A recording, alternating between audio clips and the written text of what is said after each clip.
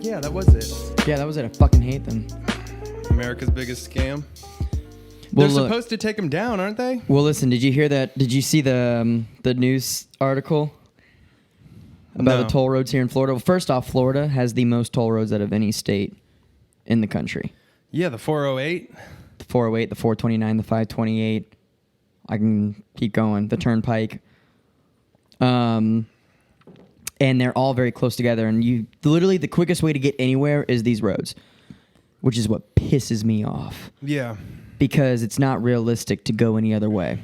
So anyway, I'm on the book, and I see this news article. It's like my phone was listening to me vent about this or something. And it said, suggested articles for you. And it was a Fox 35 local news publication. And it said, there are $128 million of unpaid tolls right now out there. And I was like, whoo, I'm not alone, motherfuckers. This is great. Click. I want to read it. You run them, get the thing in the mail, and you don't pay them. I usually wait like 3 months, then I'll pay them. Was there a penalty fee? They scare you, and they have that sign that says $100 penalty for toll violations. I've never once gotten that $100 penalty, ever. And I've been doing this for like years now. Well, now that it's live on record, maybe I don't give a fuck. Something will happen. Well, let me tell you. So I read this story because... Yeah, hold on. Did you hear the... Hold on. Vape break. It's not weird to share a vape. Did you see the... Okay, you probably weren't aware of this because you were in your institution. I don't like the way that sounded.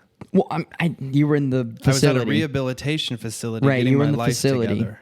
Yes, and loony bin. Well, while you were there, the toll company for like the Turnpike and a couple other roads here, they got the contract expired with whatever.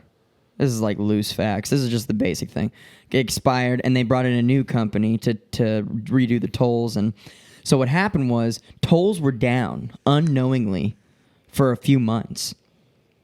And I didn't catch on. I didn't even pick up, because I had it on auto deduct for a little bit. Like where it would take out money for my account. Yeah, SunPass. It would take out money. And I guess it wasn't for like a month or 2 months. And then what happened was, I had no idea this was going on. All of a sudden, in my bank account, I saw $10 SunPass. And I was like, oh, okay. But that's weird. It just, I'm like, felt like it hasn't been taken out in a while. Okay. Next day, $10 taken out. Next day, $10 taken out. Next day, $10 taken out. Next day, $10 taken out. Next day, $10 taken out. Next day, $10. Every day, $10. And I'm like, what in the living fuck is going on? So I'm venting to my mom, talking to her, and she's like, me too. They're taking $50 a day. So what happened was the tolls went down. They didn't take money because they were reprogramming, redoing the system. So what they did when it was back up and running, they went back and took all the money that you would have paid had the tolls been up. And they took it in small increments every day. But $10 a day, 5 days a week, $50 a week it was taking. My mom, $50 a day, 5 days a week. We're talking almost $300 a week. So I'm livid. I'm venting, hooting, and hollering at work. And then all of a sudden people are like, dude, me too, me too. And it was this whole thing. And people, they had a hotline that you could call that they were going to reimburse you if it overdrafted your account, because it kept overdrafting my account because I'd run out of fucking money. Right. And it was this whole big thing. People were pissed. Couldn't even get through. But you had to like prove that it overdrafted. Like you had to show a bank statement. It was such a pain in the ass. I never actually did it. And I regret not doing it because it only overdrafted twice. I only let it happen twice. But I was just so pissed. And I finally found out why. And they were redoing the whole thing. Well, the new company that's doing the tolls right now, I guess they suck. And I guess because they did such a shitty job, like that whole time frame, they've already said they're not going to renew it with them when it's up. CFX, or I don't know what the hell they're called. It wouldn't be the state? Huh? No, these are I think this is private companies, bro. And then not only that, I found out that some of these toll roads that were toll roads claimed that they were going to only have tolls to pay for the road off eventually, and then there wouldn't be then tolls. get rid of it. And then they keep them. Like, the tolls are still here. That's the case with the Turnpike. Yeah. 100%. That I think it got put in, I want to say in like the 80s. Yeah, thing's old as shit. And I looked up the numbers that these toll roads pull in on a daily basis. It's sickening. It's like $200,000 a day. I mean, wow. It's like $1 billion in profit that these roads make. And I just think it's borderline criminal taking all this money from us just so we can get to work and shit. Like, what is our tax money doing? You know? Like, I thought that's what upkeeps the roads. So... Yeah, and how is this road right outside my house, no toll on it, it's a private residential road. And it's got potholes and shit all over it. Yeah, but even the roads that don't, how are those getting maintained? How can they survive if there's no toll? Mm-hmm. So, anyway, right, I'm just pissed. I'm pissed off. I hate paying them because the way I get to work, I have to take toll road. It's the only fee. It takes me 30 minutes on the toll road. Any other way, it's going to take me an hour. And how many does the 408 have? Has like 10 in a matter of like a mile.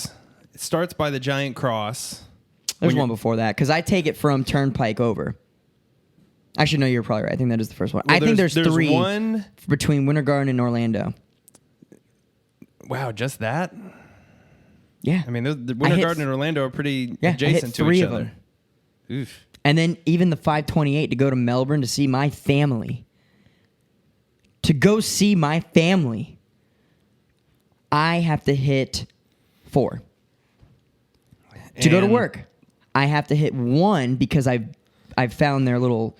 Because I used to take the Turnpike... I used to take Plant Street to the 429, which is toll roads, which is how I have to go to Disney. I take like 4 going to Disney. Oh, yeah. Disney's a bad one. Yeah. But I used to go to work from where I live now, 429 to the Turnpike, and I have to hit 1, 2, and then a third one all the way down to get off on Osceola Parkway.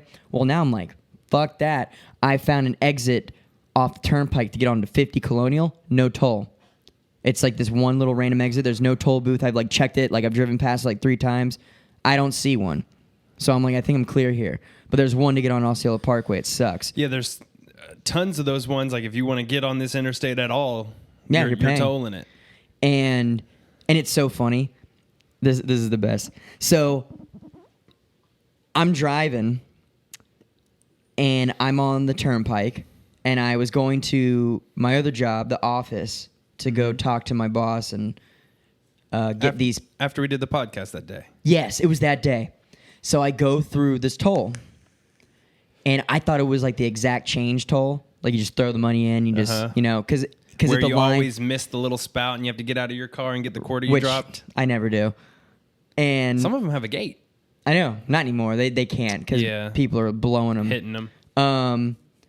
So I thought it was one of those because the other one was like backing up. It was a little bit backed up. So what I'll do sometimes is if like the sun pass is kind of building up, because they'll slow down. People will slow down to go through them, even though they're not going to stop. But it causes a little bit of congestion. And if the exact change one is open, I'm like, fuck this. I'll just blow that one because it still reads the sun pass. And, okay. Yeah. And because sometimes if I go through a cash lane and I'm like, I have a sun pass, I just want to make sure it worked. He's like, yeah, you're good. And I'll just keep going. So I know it reads them. And so I blew through it. But anyway, I went to this one, and there was a dude at the window. I'm like, oh, shit. And I stopped. And I was like, how much? And he's like, $1. And I'm like, I don't have it. And he's just like, pull forward a little bit. And I'm like, I'm getting one of those stupid IOU pieces of paper. He's like writing a little thing. And then he like gives it to me. And it says like what I owe. And I actually have it in my wallet right now. It says what I owe and everything. And this is the best part. So it goes, it's like, oh shit, that's not it. It's right here. So it tells me what I owe. And then this is the best part right here. It goes, here it is. Insufficient funds notice. Under Section 338.155 Florida statutes, the failure to pay a prescribed toll constitutes a non-criminal traffic infraction, punishable as a moving traffic violation. pursuant to section 318.18.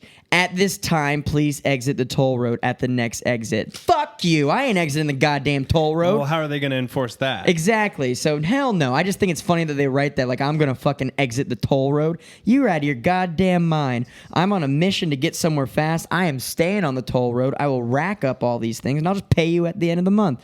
So, anyway, the problem is SunPass, our accounts got so jacked up. Like, Sky has the same issue. She can't log into her account now because they switched the systems. I got to check mine, dude. You better check it. And I couldn't log into mine, and I had to, like, transfer. Like, it was all fucked up because I figured it out at one point, but I never hit it on auto replenish because, you know, I'm struggling right now. And I'm like, no. I'm like, I'll pay him when I get a sum of money, and I'll just pay him when I pay him. Because the only thing I know of that they can do is if you don't pay him, I haven't heard anything bad yet, but I heard that they can stop you from registering your car.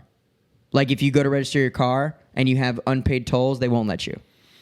So, basically, I have until April, and then I've heard they'll suspend your license, too. I don't know how true that is. I think it's true. I've heard that happening for some people. But Man. I'm kind of just, like, letting it go to the wayside. Because right now, I owe about $120. The highest I've paid was $375 at one shot. I paid him that much because that's how long I let it go. So I'm not new to this. But anyway, I'm reading the comments, and this is what made me so happy. Everyone is anti-tolls. It's so great. I couldn't think of somebody who was pro-toll, well, except a government worker. This is the best part. Some trolls. And it's always like some random fucking Joe Schmo who's like, does no wrong. Like, oh, that's just the way it is. Or like, I don't even know this kind of person. You would know when I tell you with a comment. You're gonna know exactly what I'm talking about. So everyone's just like, fuck them. Yeah, they did the same thing to me. I just pay them at the end of the month. Like, everyone's like, I fucking hate tolls. I thought they were gonna be paid. Like, I'm just like, yes. I'm about to make an Area 51 event like boycott tolls, and I know people will join. And so anyway, then this comment. Time to send out the warrants and throw them in jail. Talking about all the people who haven't paid their tolls, and everyone just pounded this fucking dude in the fucking ground. Hey, chill. And I was like, this sorry sack of shit. Chill. That's what everyone needed to tell him. Like, it's just tolls. It's just tolls. These roads are profiting so much goddamn money from us. It's despicable.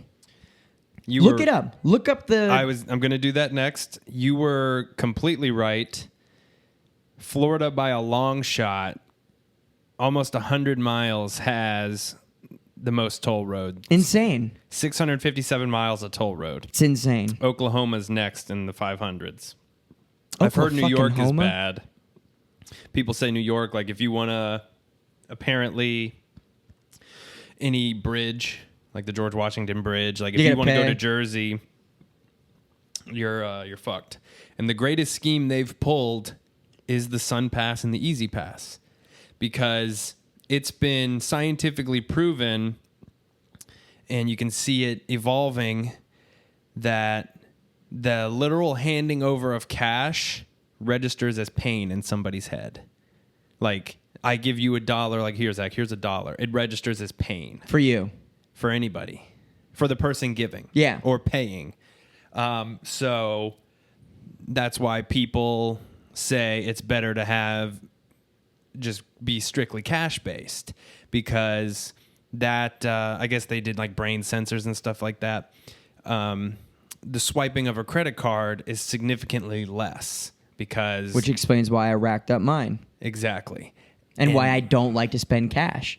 Well, and now, with not only the chip, but just like Apple Pay, like, that's nice. SunPass is the ultimate. You don't have to slow down on those ones where it's just up and goes all the way over. Yeah, you just go under like an archway of just cameras and sensors. Bro, and there's so many of those archways that I feel like a lot of the time just looks like they might even put like a sign on it, like Orlando, 20 miles. It's a fucking SunPass that's charging you. There's some tolls. Where were we? I think it was when we were in Virginia, to be honest, on our honeymoon. There was a couple tolls that they were like that. They had a big thing. They take a picture of every fucking car find your registration, and mail it to you. So you have to go through it. They mail it to you. You got to pay for the stamp, everything, and then you send in $2 every car. There's tolls where there's no option to stop. So pretty much you're on our road, fork it up. But how are these roads that do not have tolls getting maintained? Right. Where's that tax money going? Well, I mean, it's going to those roads, but why can't it go to the other ones?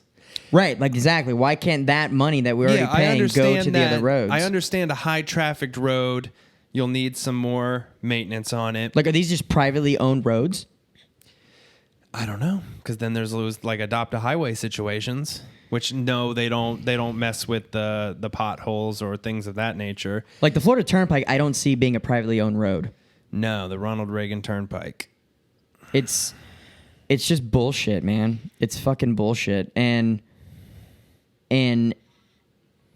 it shit. It's just, no, you're right. You're 100% right. And like people are already struggling, man. And if you add up like the tolls that people spend a month, it's another fucking bill. Like hundreds of dollars level. oh yeah, bill. I was gonna look up. The annual revenue. Yeah. Look up the revenue. Look up how much Florida's. Yeah, look how much do Florida toll roads make a year? Your jaw's gonna hit the floor. Annual I can't spell for shit. Fucking hate them. Revenue. Goddamn fucking criminals, man. Florida toll booths. I got another toll booth fact that I'll give you.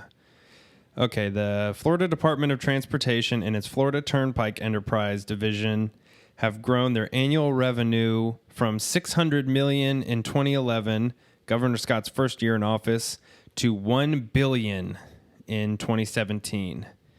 And when the state's existing roads are paid off, they'll continue to collect revenue as profit makers for the state. It's and insane. you know damn well the Ronald Reagan Turnpike is paid off. Oh yeah, dude. I'm pretty sure it opened in the 80s. And you know what else is funny? And I read that article how they have 128 million in outstanding toll money that's not collected. Uh-huh. I just love the rebelliousness of all the people right now.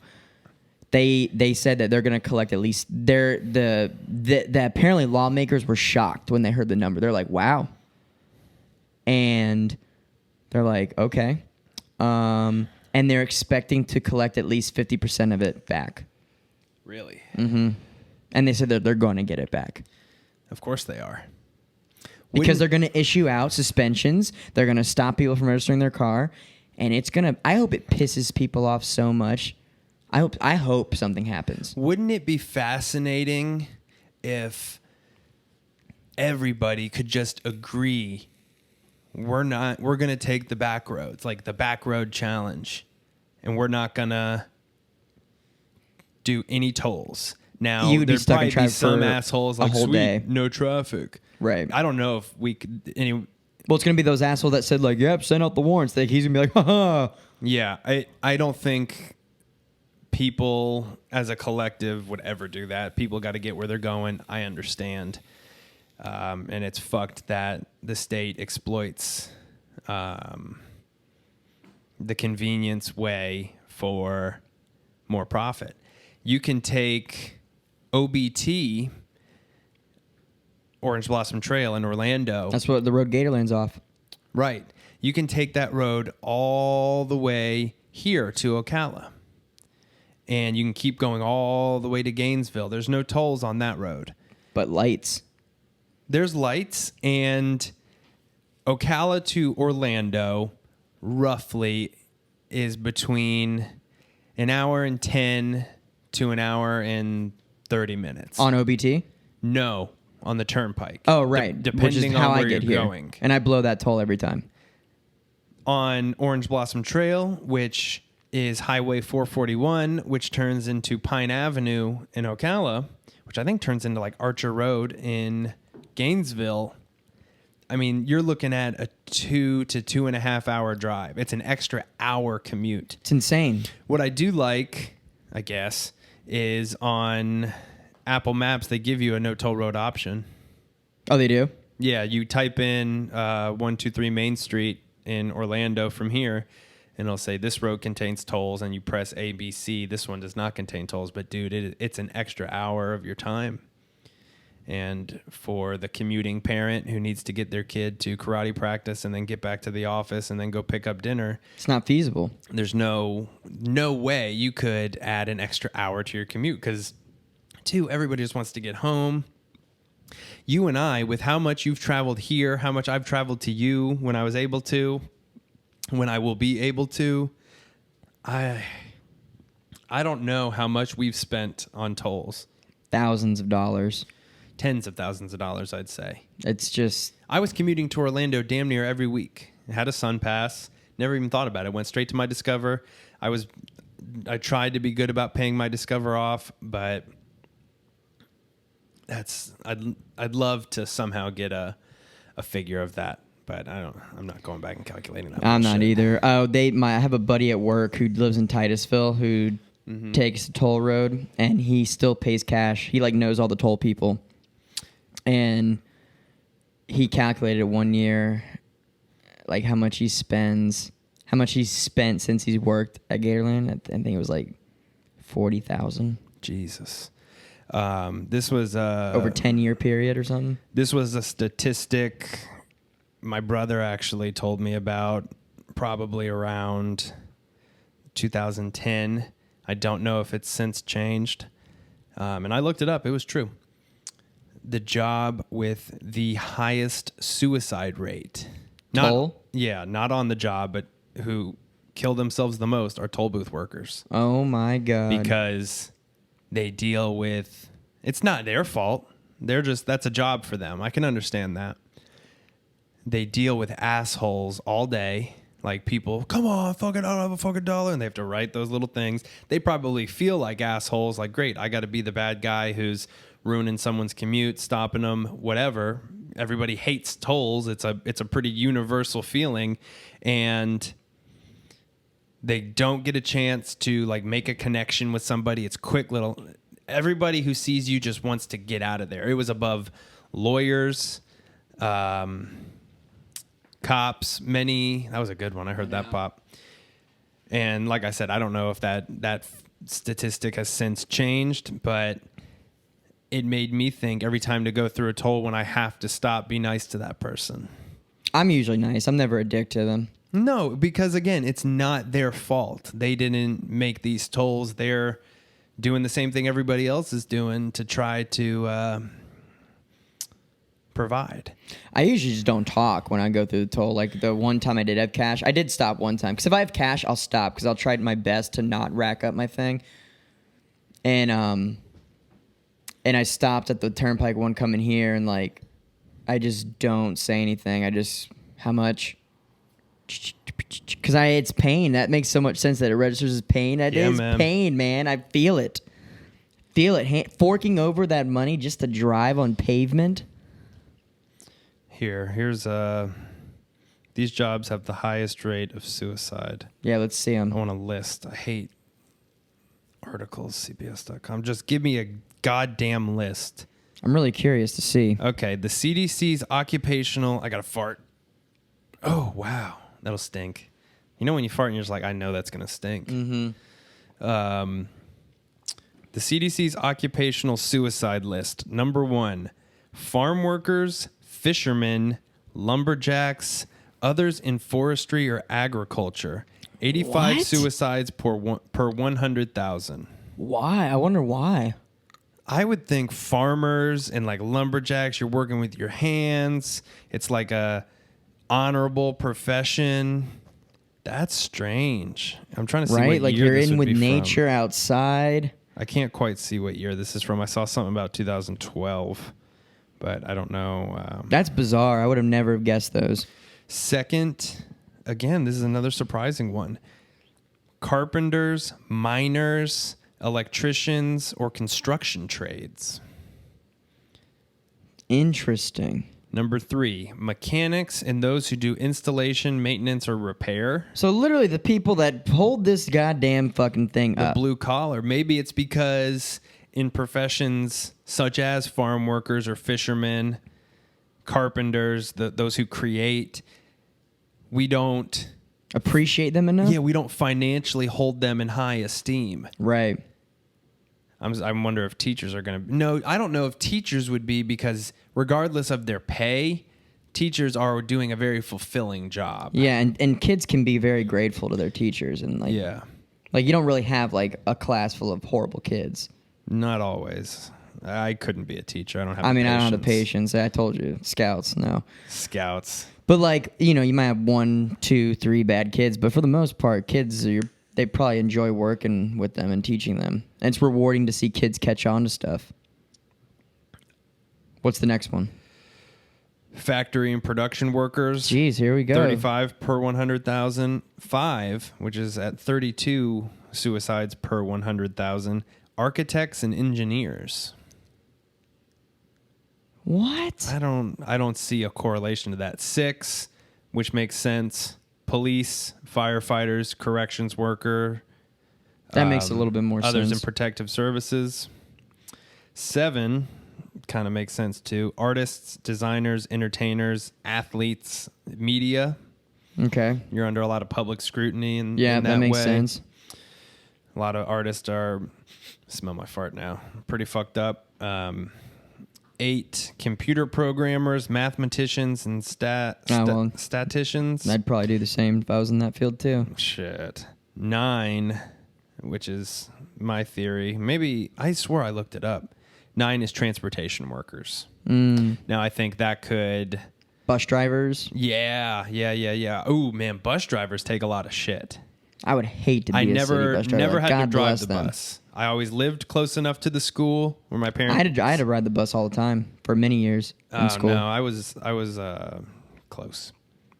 How many is this gonna... Oh, there's a shit ton. But here, I'll just go down them real quick. After transportation workers, corporate executives, advertising, public relations, a lot lower on the list than I anticipated. Lawyers and those who work in the legal system. Right under that, doctors, dentists, and healthcare, scientists, accountants, and financial operations. I thought accounting would be higher up. Yeah. I thought like finance in general, like Wall Street. Nurses. 16, clergy, church, social workers. 17, real estate agents and telemarketers. Telemarketers I thought would be higher. 18, like a janitor. 19, food service workers or cooks. 20, childcare workers, barbers, personal care service, and animal trainers. Interesting. Has anyone at Gatorland that you worked with committed suicide? No.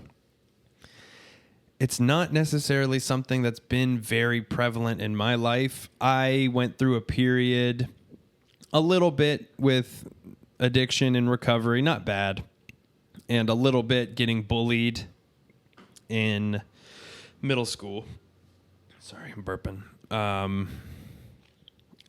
I had what I would call suicidal ideations, never an attempt.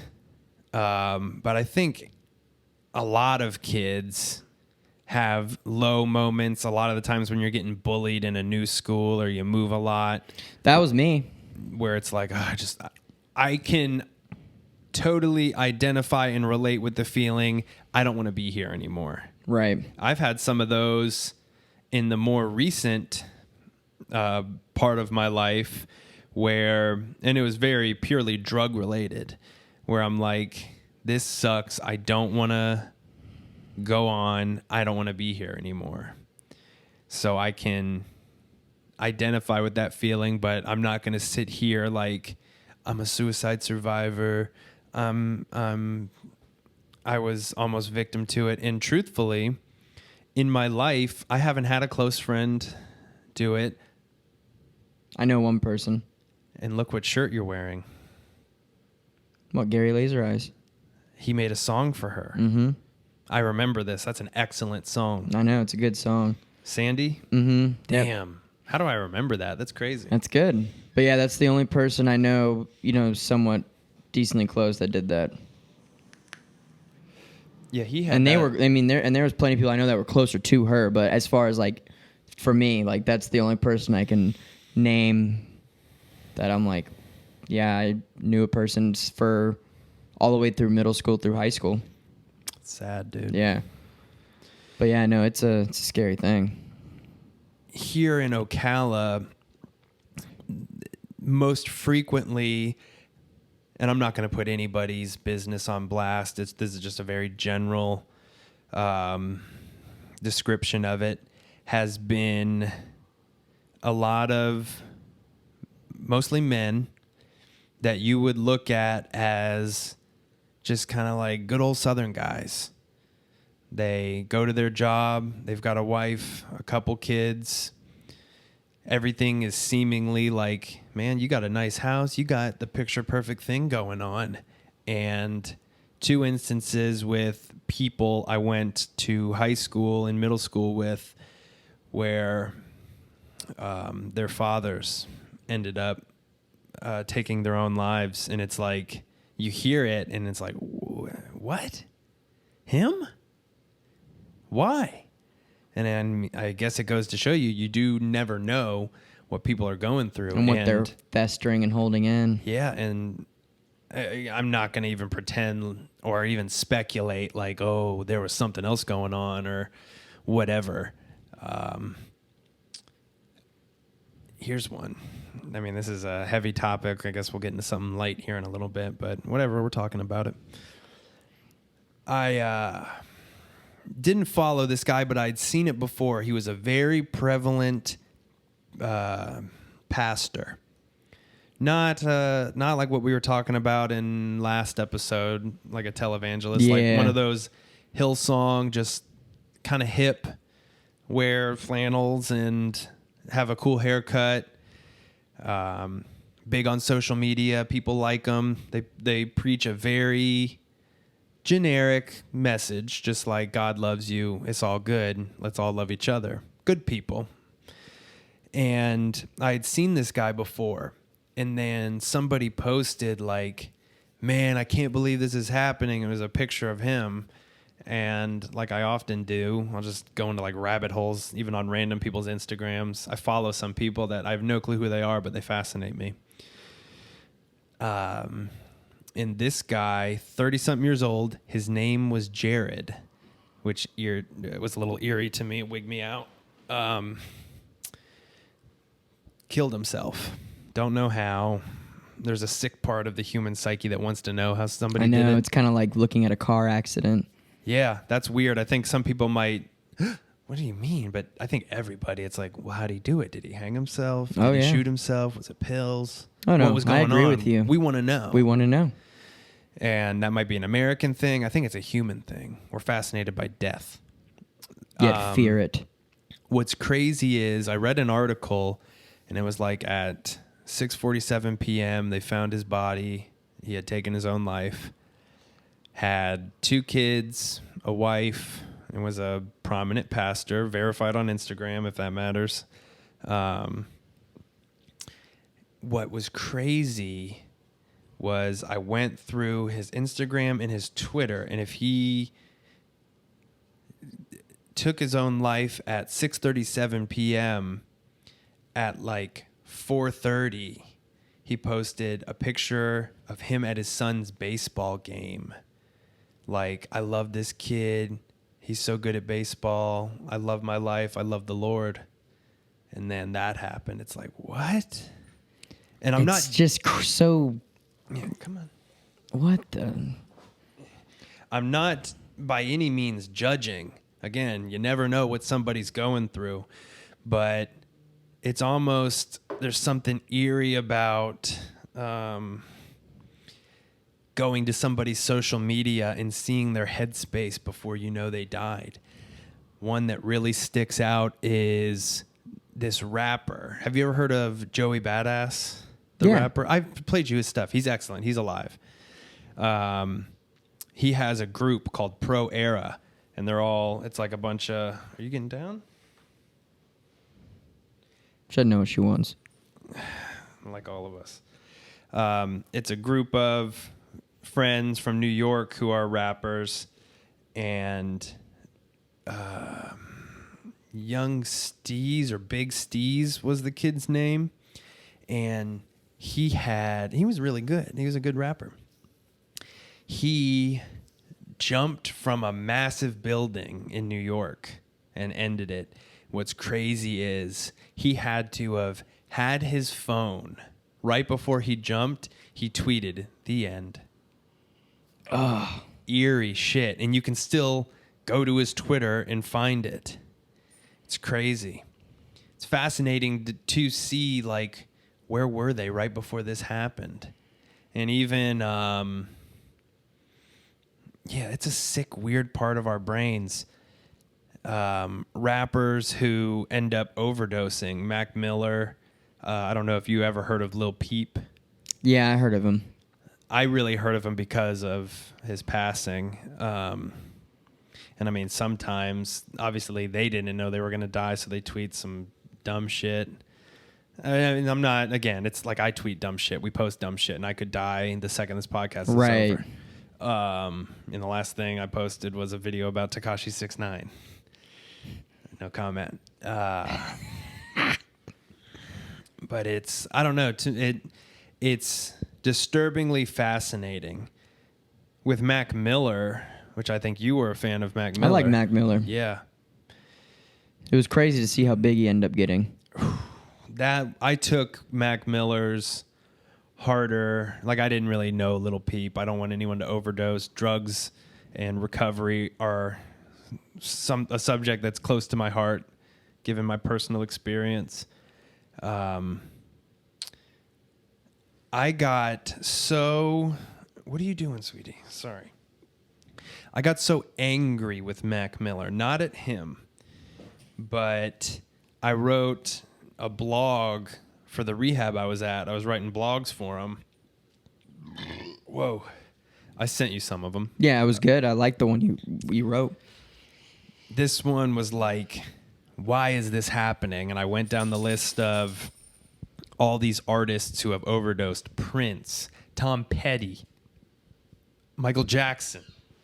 That's what that was. He was taking propofol and fentanyl. Mac Miller was? No, Michael Jackson. Oh. Mac Miller, I don't want people to freak out in the comments if I'm wrong. I'm pretty sure he bought some cocaine, and the cocaine was laced with fentanyl. Which is a big, serious thing these days. Lil Peep, pretty sure, bought some Xanax, and whoever it was pressed it themselves. Anybody can go on Amazon and buy a fucking pill press, or even the black market. You can buy a pill press right now. And it's crazy to think these high-profile people, you would think they would make sure that whoever they're getting their shit from, but you just never know. You do never know.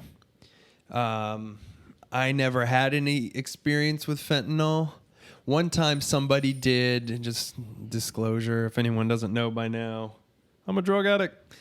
One time somebody's dad or grandpa or something had a patch and gave me the patch, and I didn't know what to do with it, so I put it on, waited. Apparently you got to leave it all day. Didn't do anything. I took it off and threw it out, which might have been a great thing in hindsight. I don't think a patch taken as directed would mess with you, but that's how strong it is it's got to, like, transdermally barely creep into your skin.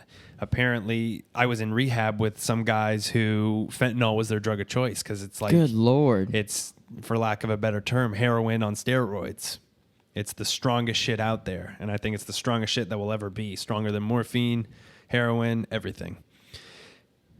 They'd have it, I guess, in like pill form maybe, and you would break open the pill, get the powder, take a credit card as if you would chop up cocaine, and I mean, you'd get like 3 or 4 of those little pellets. Take that, snort that, shoot that, and you are Gonzville. So if you did that whole pill or something, you'd be gone. Fentanyl is what's killing everybody. Yeah, they did a big drug bust in Melbourne not too long ago. And they had found fentanyl in all the drugs that they had. And because I know that's what they'll do. People be lacing that shit because it makes you come back to them for their stuff. Well, and it makes their product last a lot longer. It stretches it. I know back in the 80s, I think they used to put like baby laxative in cocaine because it looks the exact same, has the same texture, and would make it last longer. Joey Diaz, a comedian I love, was addicted to cocaine for a very long time. He's more than 10 years clean. I think he's 12 or so now. And he just recalls like drugs as a whole like went through phases on what the bulk of dealers were like cutting stuff with. He said at one point they were using ether, which I think is some sort of gasoline derivative. Jesus. And you'd snort it and it smells like cat piss and gasoline, but you did it anyways. There's cocaine addicts who just like went so nuts that the flaps of their, like this part of their nose is just gone. They just have like a cyclops nose. Drugs, man, will drive people to do the unthinkable. It drove me to the unthinkable.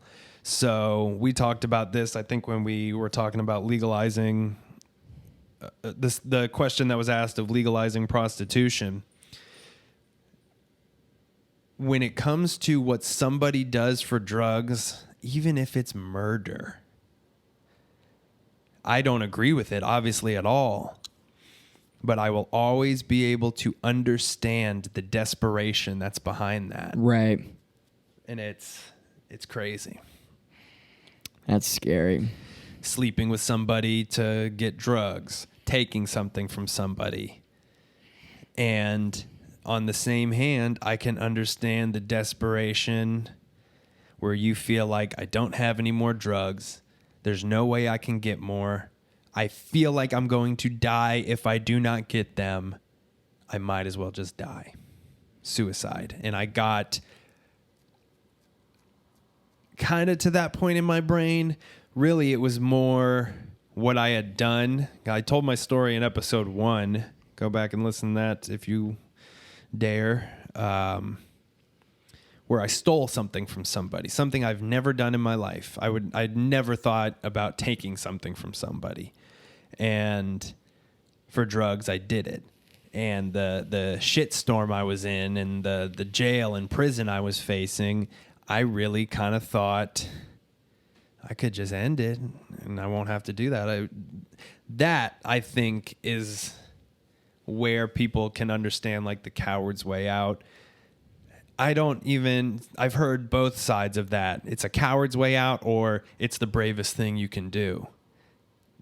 And like everything we've kind of discussed, I think it's an in-between. It's a bizarre thing to really think about suicide because you're literally overriding every survival instinct in your body. The main instinct in every living thing is live, survive at all costs.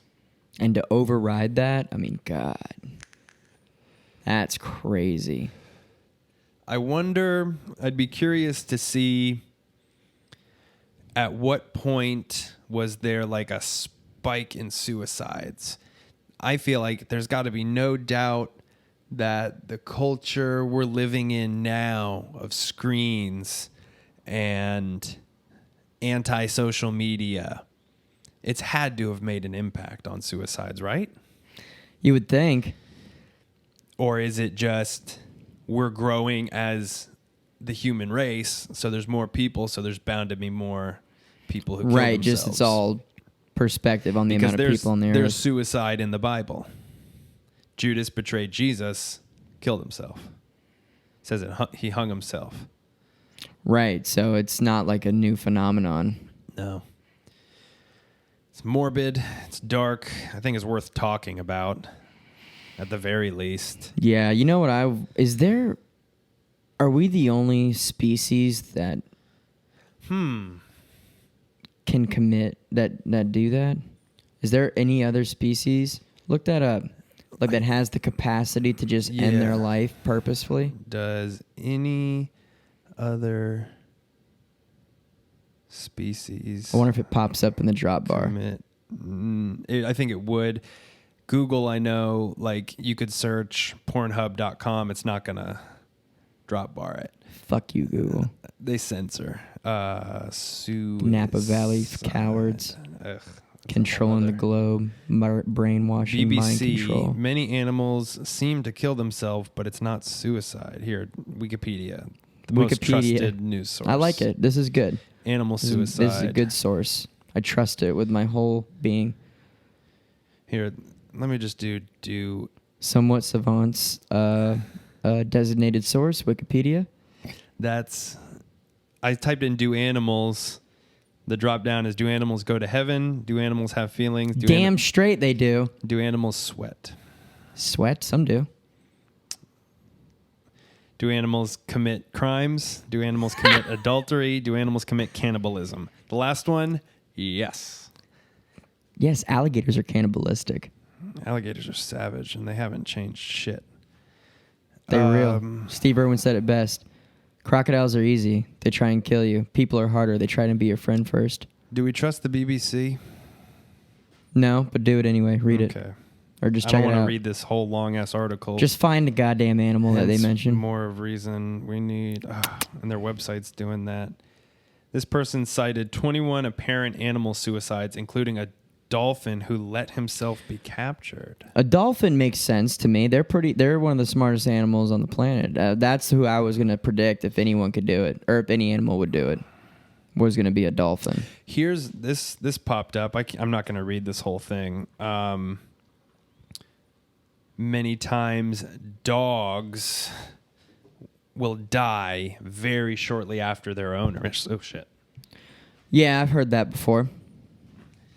But please just stay up here. On the same token, many times a spouse will die shortly after the one spouse passes away. Right, and that can relate to... Heartbreak is like a real thing. Well, that relates to how mental energy affects your health. Yeah, and to me, that just can't be denied. It's like an article, and it has like those big quotes, like highlights. A wild stag, I think that's a deer, rather than be overtaken by its pursuers, will fall into the jaws of an awful death. I don't know what that means. Like, instead of getting killed by a lion, it'll jump off a cliff. I'd rather go that way. Interesting. I don't know. I'd have to really read this. Well, maybe if anyone listening knows of any cases, they can tell us. This is a very compelling topic. Now it's kind of citing the orcas that live in SeaWorld. Exhibit that kind of behavior because... Yeah, like smashing into the walls. I've seen clips and all that stuff. And did you ever see Blackfish? No. Could you not? I'd watch it. I think it's on Netflix now. I think it's an unfair for the trainers that got exploited because they got duped. A lot of them did. Yeah. But I also... And then there's that thing floating around like the aerial view of like where the orcas are kept and then like the parking lot of SeaWorld. Mm-hmm. And I actually just read a really good article talking about how surface area is quite different than volume. And the volume of the actual pools is like much, much bigger than that.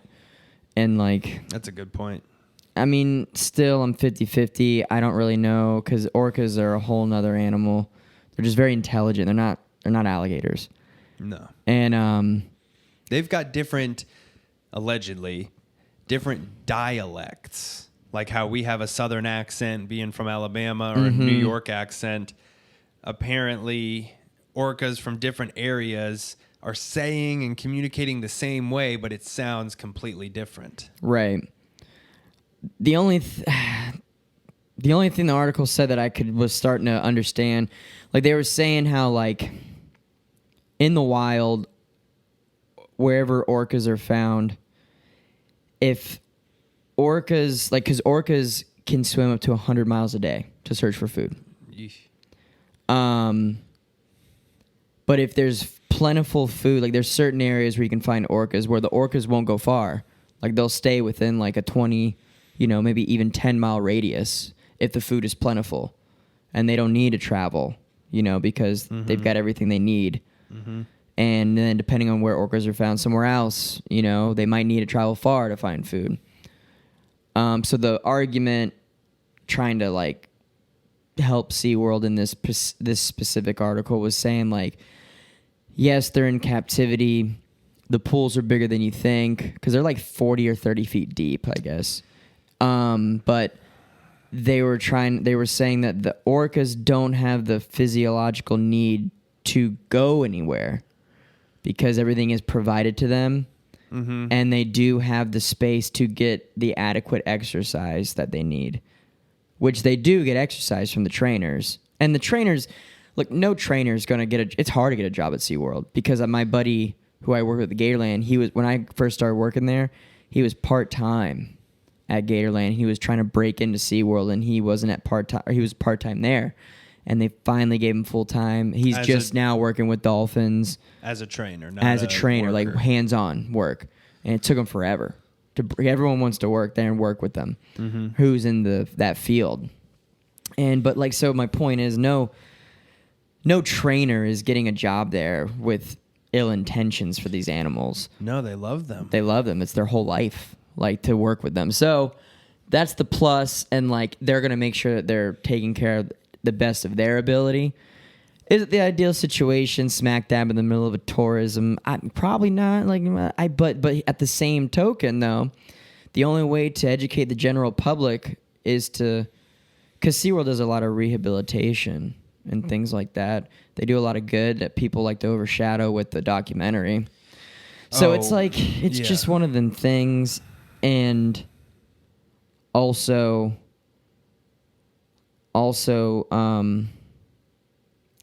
if we didn't have them, it'd be an animal that potentially you just read about in a book and you never see in your life. Yeah. That's the problem. Because, who's going to see a wild orca? Not a lot of people. I never would. I'd never see a wild whale. I've never seen a wild whale in my life, and I've lived on the water. I've seen... Whales aren't very common where I lived, commonly seen. You'd have to go more up north. Right. But it's been reported that whales will make their way through, because they migrate and shit like that.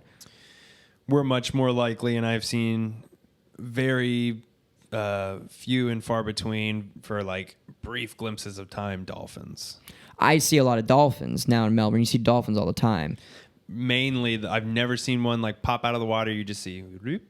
Yeah, I've never seen their face. I never seen them fully jump. Their fin. It's just their spout or their blowhole, the fin, and then sometimes their flukes will come out, but very rare. Right. That's cool. Yeah, I have a picture on my Instagram actually of a dolphin I saw at Allen's. Oh, nice. Right by the boat, right there in the cove where his boat's parked, swimming around. Dolphins and orcas, which I assume are a cousin to a dolphin. They are technically dolphins. They're in the dolphin family, I'm pretty sure. Closer to a dolphin than a whale. Right. There's big-ass dolphins. Big-ass dolphins is really what they are. Where I get tripped up is their intelligence level. And the fact that they exhibit emotion and feeling very similar to humans. And it's been described that I've heard of them essentially being humans trapped in a bathtub.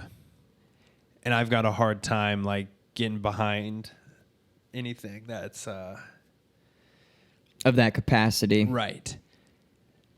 Another topic explored in the documentary is how much are they really rescuing? Apparently they rescued the first few, but then there's footage of them not rescuing at all. This is even back in the 70s when people were a little more brutish. Not rescuing, but capturing. And clearly the whales, dolphins, whatever, do not want to be captured. Well, I heard Marine too. land sorry to interrupt you. A guy who goes on Rogan all the time, Phil Demers. He's like, they call him the Walrus Whisperer, but he's the same type of person you described. He started at Marineland, which is like a Canadian SeaWorld.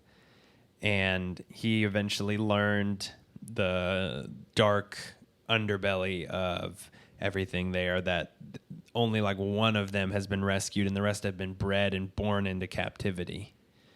And that organization, I don't know about SeaWorld. I don't even know if they're affiliated. I think there's there's a SeaWorld in Seattle, isn't there? No, San Antonio. Okay, I think a Marineland was in Seattle. And he learned a lot of shit that was just fucked. And what was crazier is how vehemently the board and the higher-ups of SeaWorld in this Marineland were trying to take this dude down. He's been on Rogan 3-4 times, and it's definitely a podcast worth listening to because it's crazy. It could be like a movie, like conspiracy type shit. Right. It's very interesting.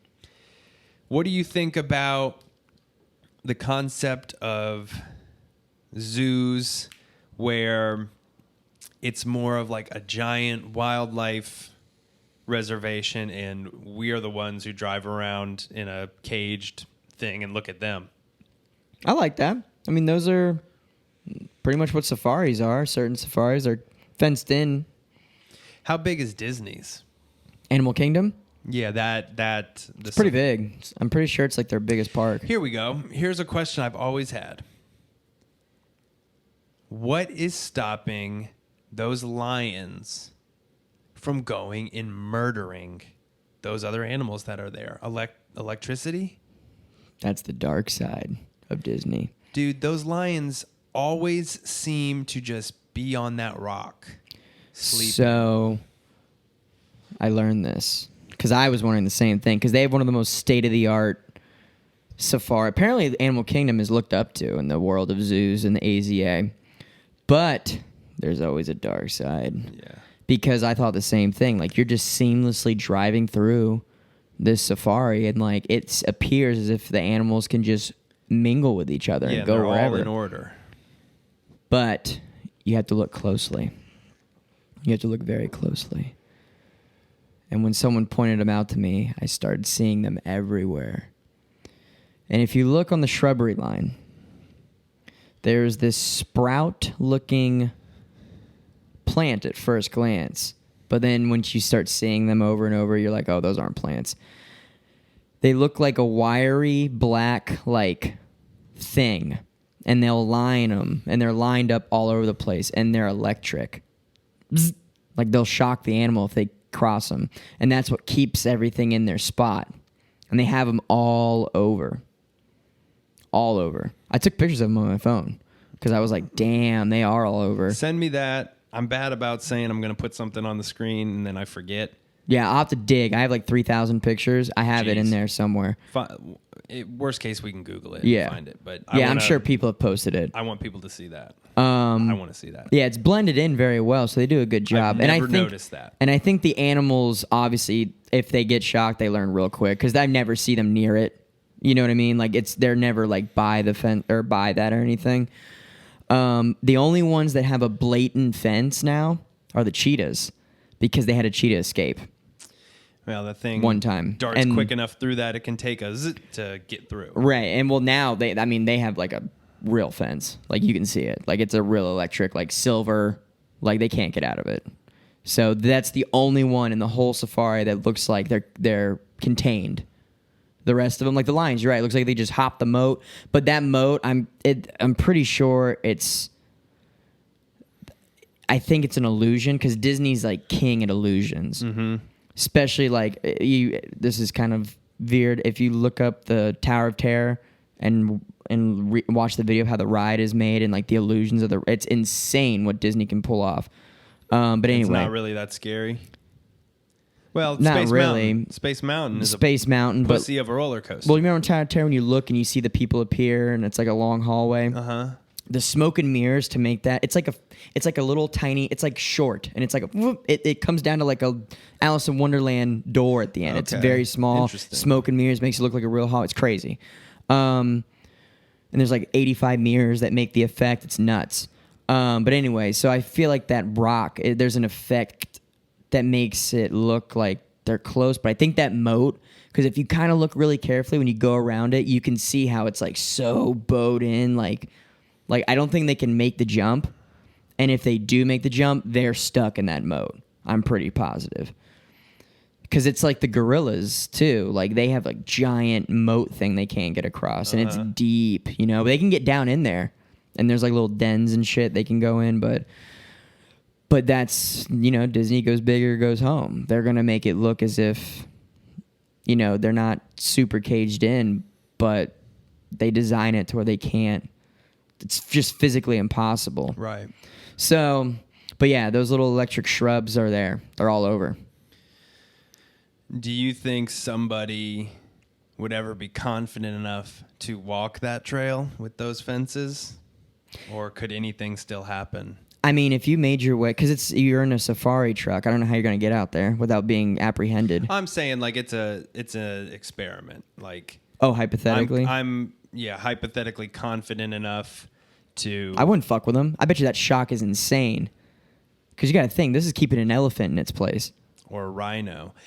It was on my old phone, and I don't have it anymore.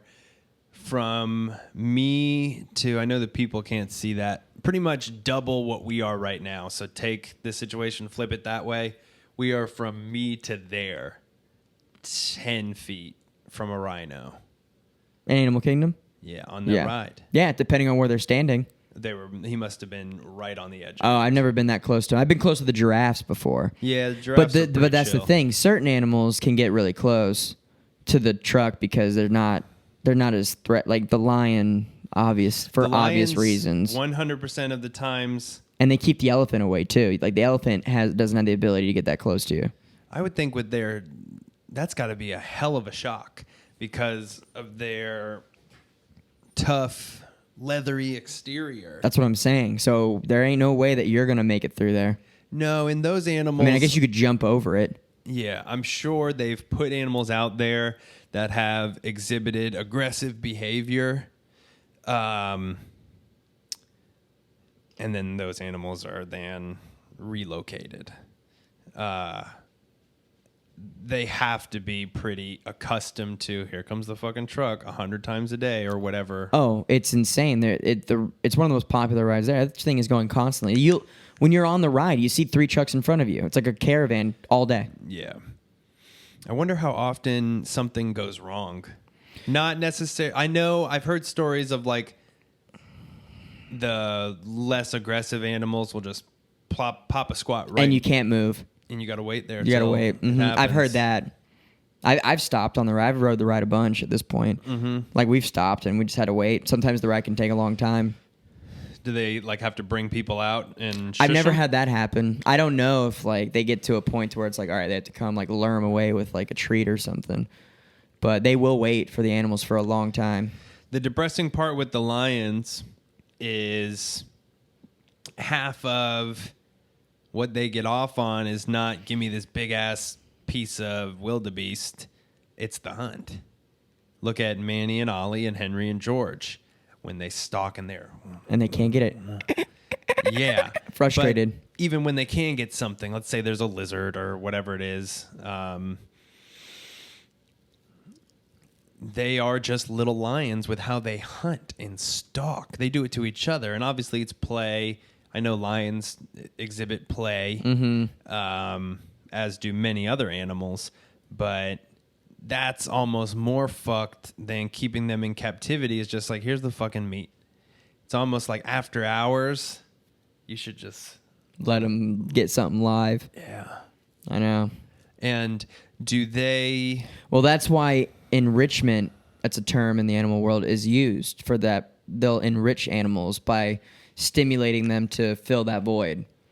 So like at Gatorland, they have the bobcats and they have the serval, which is an African cat. Servals are cool. Yeah, they're cool.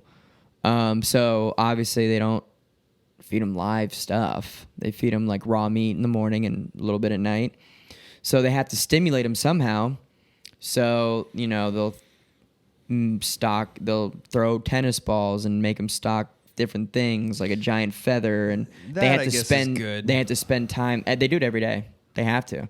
And like even at Wild Florida, they have a Florida panther named Nala. And where's Wild Florida? Way out in the boonfuck, like the boonfucks. Yeah, it's far down south by like St. Cloud or some shit. Okay.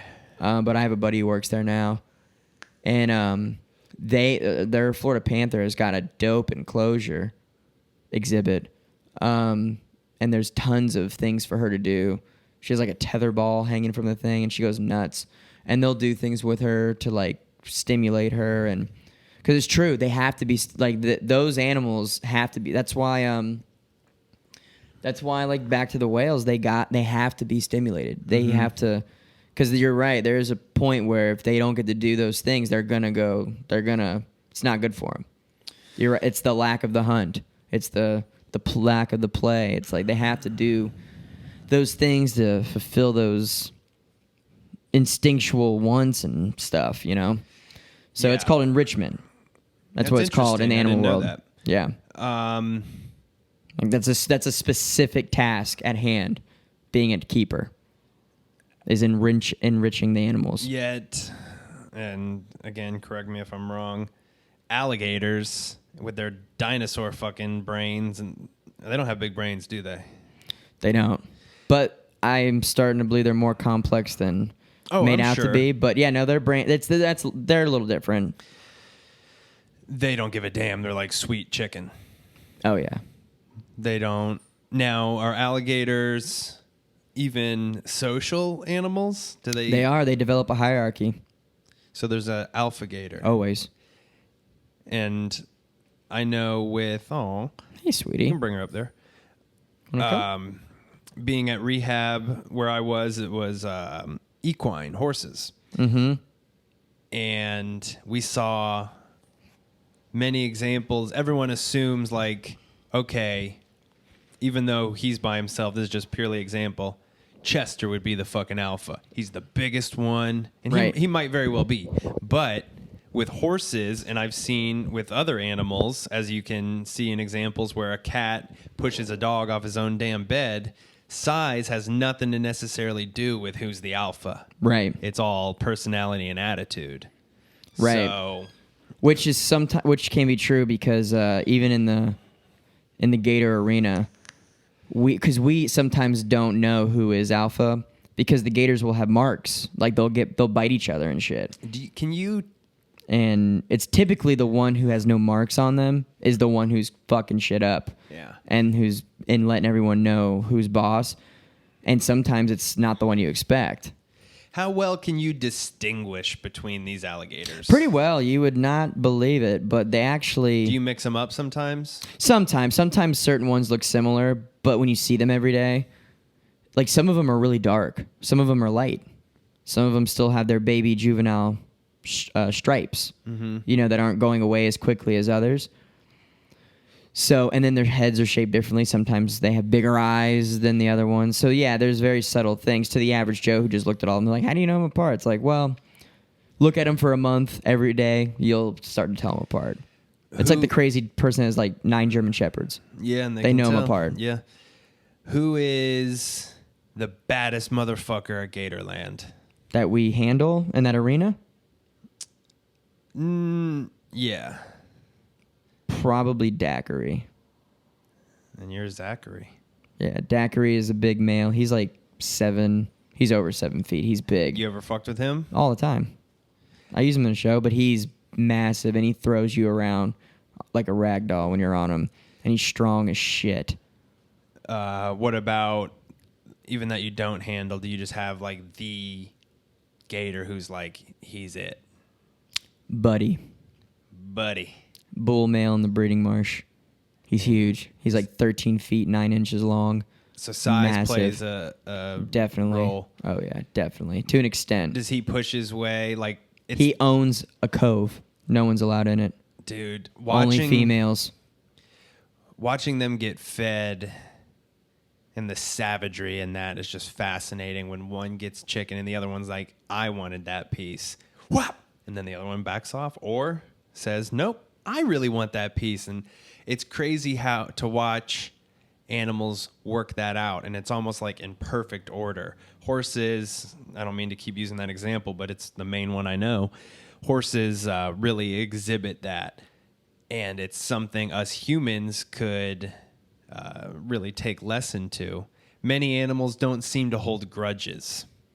It's, we'll handle our shit in the moment. Fuck you. No, fuck you. Okay. Move on. Then they coexist. Mm-hmm. It's very cool.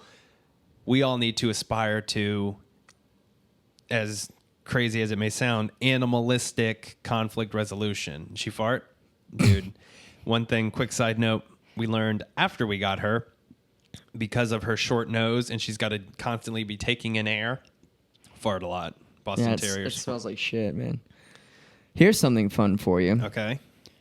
This is a little more complex thing to the gator thing. Not only do they do that, which you saw, but they do this thing called trophying, where sometimes a gator will get something and they won't eat it right away. They'll swim around with it. Like, look at me, bitch. And they'll show everyone what he got. That's interesting. Mm-hmm. It's called trophying. And typically, it's the smaller gators who will try and do it. So, like in the show where we feed them, the bigger gators just, it's gone. Like, they have the whole thing. It's like down the hatch. But if a smaller gator manages to get it, a lot of times they'll grab it, get out of the mess, and just, like, swim out of there really fast. And they'll hold it, and they'll just swim around with it, like, for, like, an hour. Just to be like showing you, like, look what I got. Right. It's almost like he's trying to prove himself. And like, wow. So they'll do that a lot of the times too, which is a really cool thing. Like, and with random shit. Like one time I saw a gator trophying peacock feathers. He must have literally peacocking. Mm-hmm. Literally, like Did what he kill peacocks? a peacock? I think so. And I think he got like a piece of it, and he just had feathers in his mouth, or that's what he got, and he thought he had meat. Maybe, I'm not sure. But they'll do that. Do they ever go for the birds that land on their back? Hardly ever. Hardly ever. I've seen 2 birds get eaten, and it's very rare. It's because they're fucking lazy. They know we're gonna feed them. Yeah. They're conditioned. How do they? I'm fascinated with Gatorland now. I'm finally taking interest in what you do. Cherish it now because it won't last. How can you... It won't last. That's right. It doesn't last anymore for me. How can you ensure that they all get adequately fed, or is it just the circle of life and those who get fed? Because, I mean, in the Gator Marsh, it's kind of a clusterfuck. You can't... Not everybody's getting fed, and that's in that particular setting. Well, what they do is because they don't need to eat that often. So, first off, no, they can eat once a month. Holy shit! Reptiles have a slow metabolism. No reptiles are really fat. Hmm. Reptiles, well, no, that'd be the opposite. They would be fat. They store fat. They store fat, so they have a slow metabolism. That's why. That's why gators can easily get obese too if they get fed too much. So in the wild, a healthy alligator maybe like that's 6-7 feet eats maybe 2-3 times a month, maybe, and that's small meals. They don't get a lot of big stuff here in Florida, like a fish, maybe a turtle. That is interesting. So the way they eat the park is they have that show, the feeding show, twice a day. So every gator has access to it. Every gator can come get a little piece if they want, and that show happens every day. Mm-hmm. So there's chances. Then in the breeding marsh, they do a mass feeding every day at 1 o'clock that guests can come in and feed. So that's every day. And then to top it off, they do monthly lake feedings where they will go out with a gigantic bin of red meat and they will feed every alligator that comes up. And so basically, and here's a perfect example, the bull male crocodile of the lake, his name is Lyle. He was the one that was Tony Baker. Okay.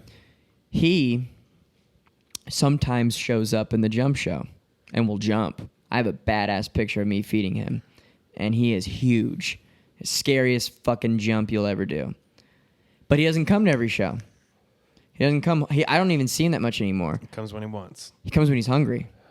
So when he's done, when he's eaten enough, like he'll come to a show, he'll do all the shows that day, maybe the next day, and then he'll go back to his spot.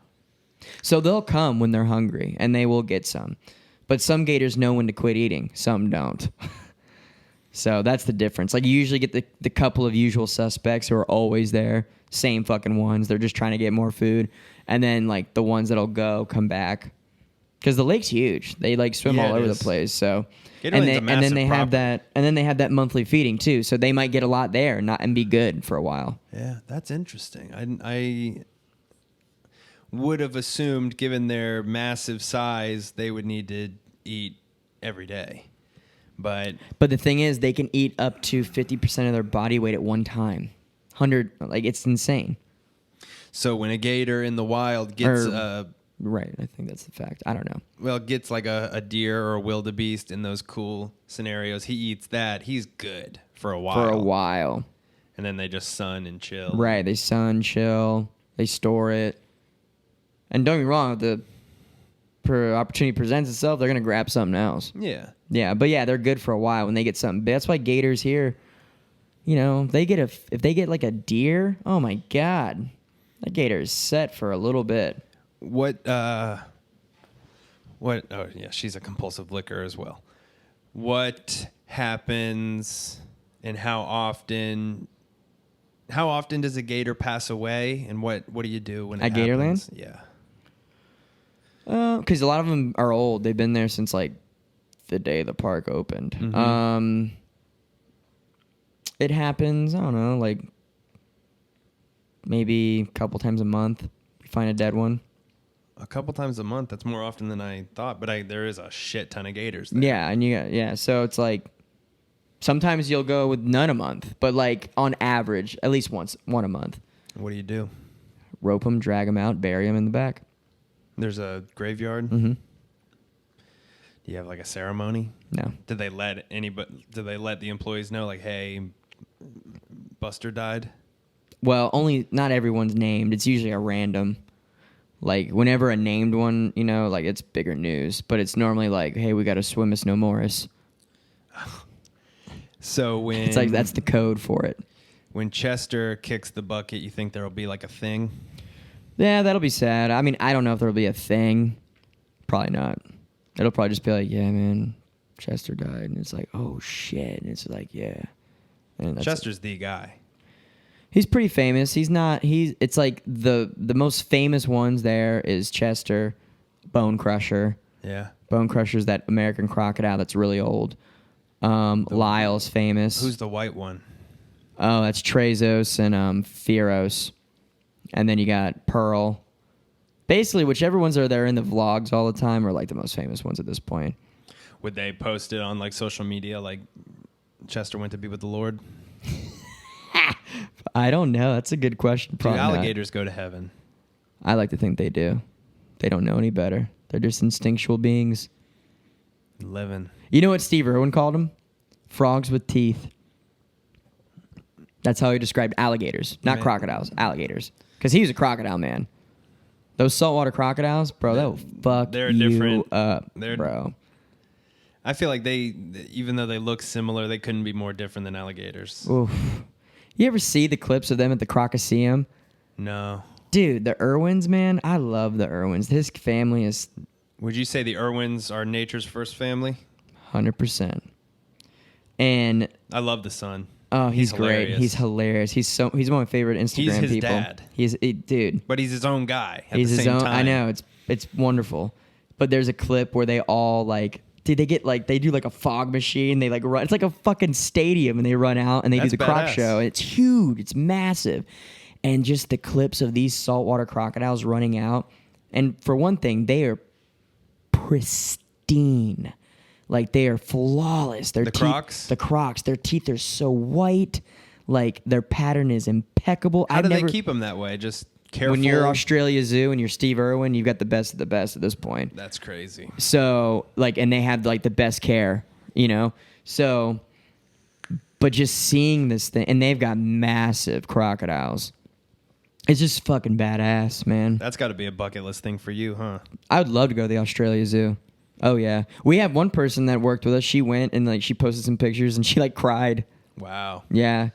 I mean, it's if anyone's into animals, Steve Irwin is probably one of your heroes. He's got to be. Is the original. He's the OG. He's the best. You And remember... his family's carrying on the legacy, which is awesome. You remember Jeff Corwin? Is that his name? He's a fraud. Expose this man. He came to Gatorland. Expose this man. My stepdad, because he used to work Galen, as you know, and like You're apparently breaking my heart. apparently he was like afraid to get in the water. Yeah, dude. Puss. Yeah, apparently he's a fraud and like really he was in the water with the gators, but he had like this fence in there. What about I've seen on Instagram real life Tarzan? Oh, Mike Holston. He's got like perfect teeth. Yeah, he's something else, man. He's in trouble with the law right now. He's got a bracelet. What about here? We're getting roundies. He's like an Instagram phenomenon, that Tarzan man. What about Dave Salamoni? Who the hell's that? Okay. He's the guy who goes on Kimmel. He's not necessarily reptiles. He's everything. Okay. Like a Jack Hanna. Yeah, he goes on Kimmel and brings all the animals. And it's hilarious. Kevin Hart was on there, and he brings out a bunch of docile shit. But that was a good slide. That was good. Kevin Hart's just wigging out with all these animals near him. I'll send it to you. It's funny. Oh, shit. Oh, shit. I don't like it, Jimmy. I don't like it. Oh, hell no. There was something else I was going to ask you. I think our listeners are very fascinated by what you do. And it's interesting because you just look at it as like another day, checking into the office, and your office is dealing with cold-blooded monsters. Well, the one thing I was telling Sky last night, because I was doing photos with the gator, and I had this guy sit down, and he was like, I was telling him how to be on the gator, and he was like, it's not my first rodeo. I'm a wildlife biologist. And I was like, oh, cool. I'm like, and I'm like, I bet you are. wildlife biologist. And like, good for him. I get it. And this is something I realized 2 years in doing this. You can be the fucking most fanciest goddamn scientist in the world, but there's something that you will not have that I have. Balls. No. Actually hands-on, because this is another thing too. Most zoos are not hands-on. They're hands-off. What's a mozu? No, most zoos. Oh. Most zoos. What's a mozu? What's a mozu? Mozu. But we're hands-on still because we're private. And he was saying like, he does work, and like he lives in North Carolina and they have a few there. I was like, oh, that's cool. But the one thing I realized was like, there's something that just can't, like, no facts, not all the facts in the world can replace like reading. I'm reading body language, and just like, I may not know all the facts, but I can tell you right now, that gator is in a relaxed position. How do you know? See his back left foot? It's kicked back. That's what my boss taught me. That was one thing he pointed out. We were in the crocodile enclosure cleaning it, and he was like walking really close to these Cubans, and I was like, he was just like, you know why I walked by right here, like that close? And he's like, look at his back foot, and the foot was kicked back, like almost like he was like laying out. But to the average person, they're just like, dude, you're so close to that crocodile. I would think that. And he was like, I know he's not in a position to move right now. You can tell when they're in ready mode, like things like that. So that's the one thing that's like pretty cool. It's like, I'm not a scientist. I'm not a biologist. I'm not a herpetologist. I'm not a college graduate in any of the fields that you would think I would be. You know how many times people are like, so did you go to school for this? Are you a biologist? And I'm like, no, I have my AA degree. Associates in business. From BCC, the Beer Can College. And it's just hands-on shit, man. So anyway, I just think you can't replace that shit, man. No, I agree. Fascinating. Yeah, so it's cool. But the snake that we just dealt with. What snake? I'm kidding. There was a snake. It got into my home. We're not telling my wife because she'll freak out. But Zack expertly handled the situation. Look, I've got teeth marks. We'll post it. All right, first off, this bitch was ungrateful. Why are you pointing at me? No. I just the snake. Okay. Keep going. He sent me a picture. I was like, what the hell is this? What the hell? I see a snake in my home. I'm not happy about it. What did you see when you saw him? Like, were you like, oh shit? George, my cat, was messing with it. And he must have been messing with it for a minute. He's probably so tired, like, oh, the lion's here. I should be grateful George didn't get bit. I mean, he would have been fine. I know, but still. I know, still. I don't want my cat getting bit by a snake. First off, it was bigger than I thought. The picture made it look smaller. But yeah, little bastard. So he puts him underneath this, glass bowl. Tupperware. Whatever. It's a glass Tupperware. Yeah, to keep him, in place, and gave him some water. And like a good guy. I even got my desk lamp to give him some heat, which was nice, And I immediately knew what it was. Snake lives matter. Huh? They do. And I knew immediately it was a garter snake, which I was excited because I've never seen a wild garter snake. So I was stoked. I was like, dope. I don't normally see those. So immediately I'm like, come here, little buddy. And I went to go pick him up. Immediately, bam, bitch, grabs me and just gnaws my thumb the entire time I was holding him. The meat. His mouth was so wide. It was like that wide. He was stretched, dude. It was stretched. That's a good picture. And he did not let go. I'm in the other room getting ready. I hear, fuck, you little bastard. And instantly I'm like, this dude just got bit. And he walks in, he's like, he got me. Where I'd be passing out. I couldn't fucking handle it. That was nothing, dude.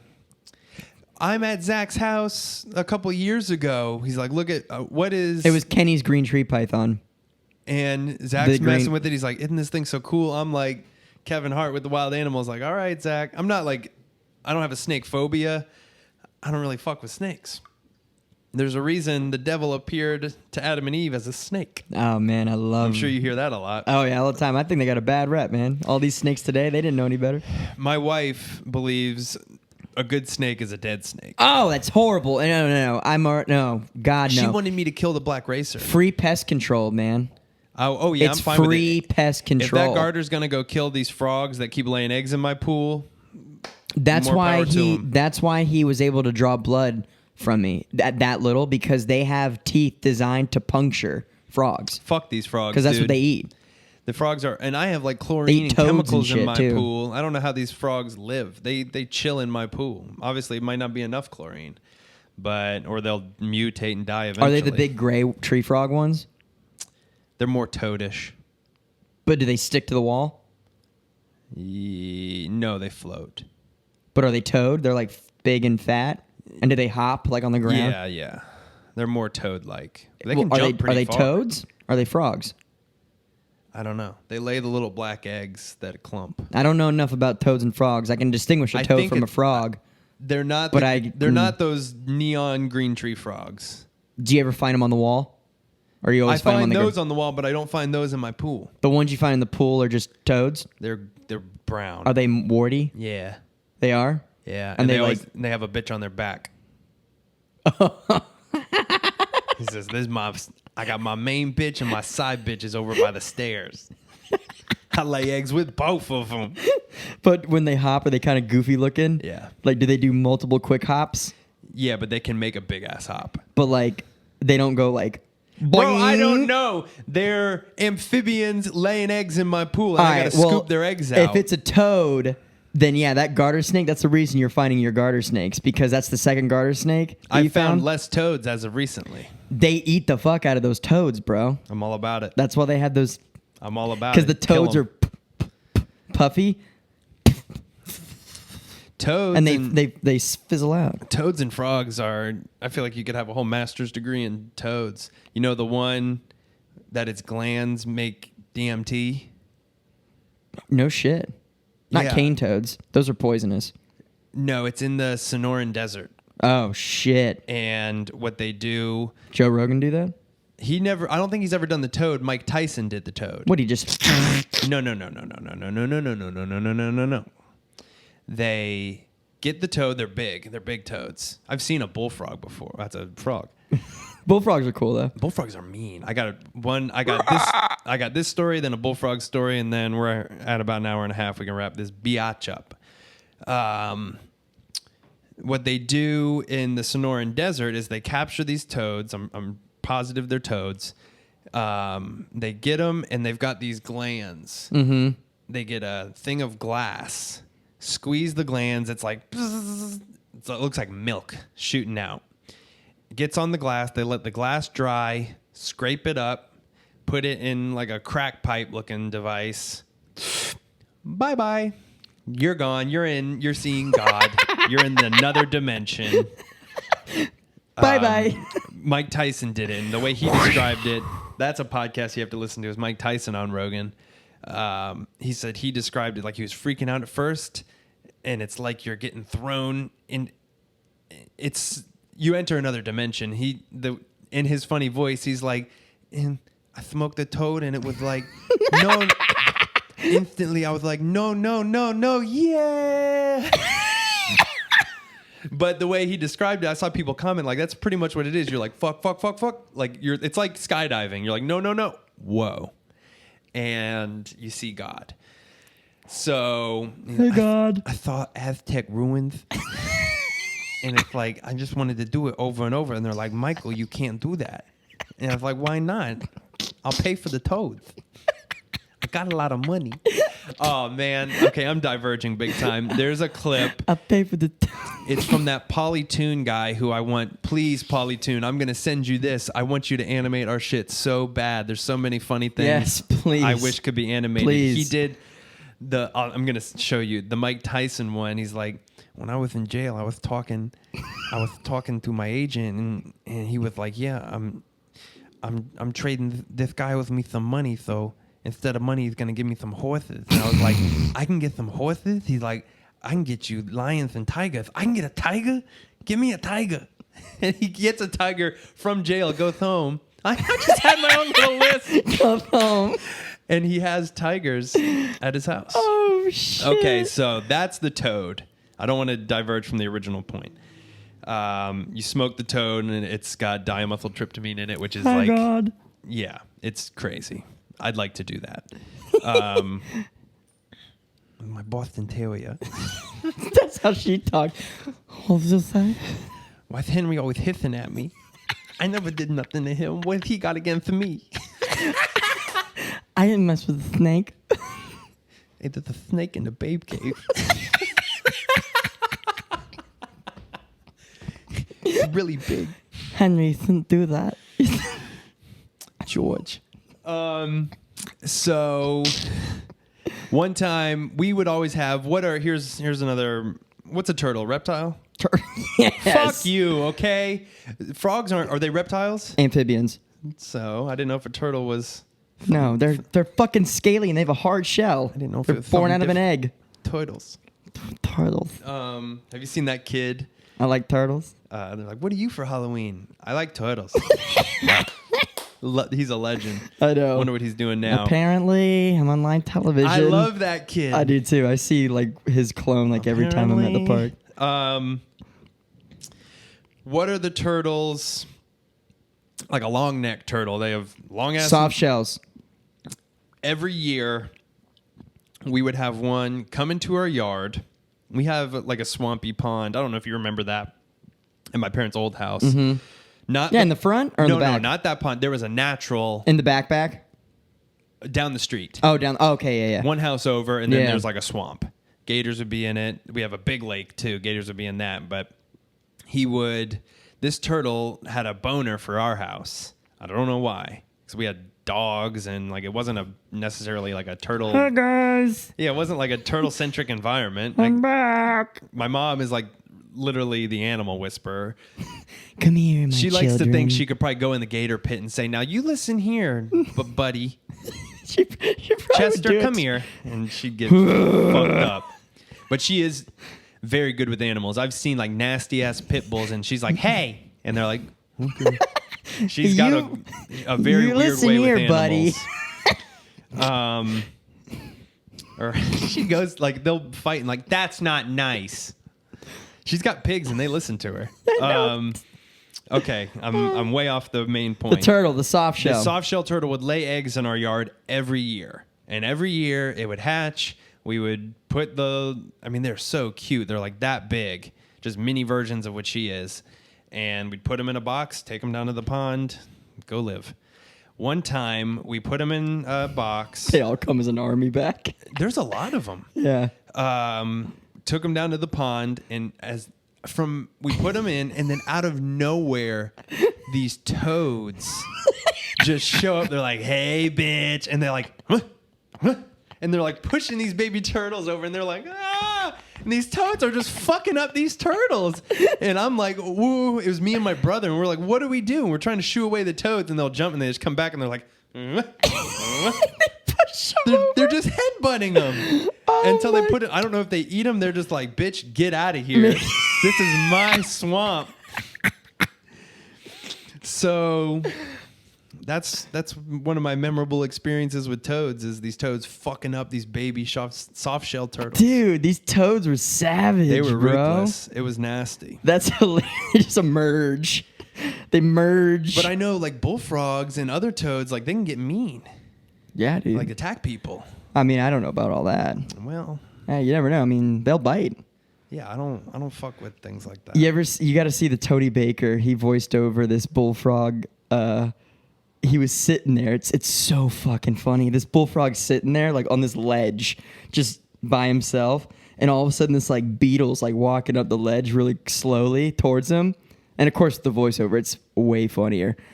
And he's just like, "Oh, what do we got here?" And he like, he's like, "Oh," and like right as the frog like turns to face the beetle, "Food on delivery." Oh no! And then he goes to eat this thing, right?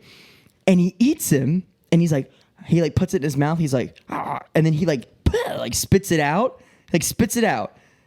and then all of a sudden the frog.